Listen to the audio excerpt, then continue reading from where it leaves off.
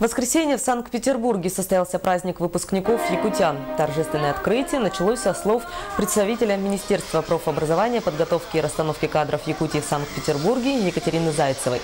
За большой вклад в жизнь Ассоциации молодежи Сайды отличившимся выпускникам вручили грамоты и памятные подарки.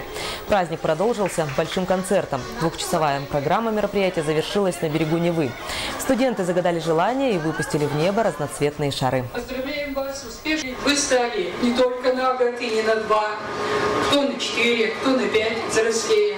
А на самом деле в глубине души, наверное, уже давно ощущаете себя настоящими специалистами, пока еще и не получив диплома. Все жили здесь как единая семья и постоянное представительство, и там же, где витает и наше представительство министерства, оно, конечно, поистине для вас являлось родным домом.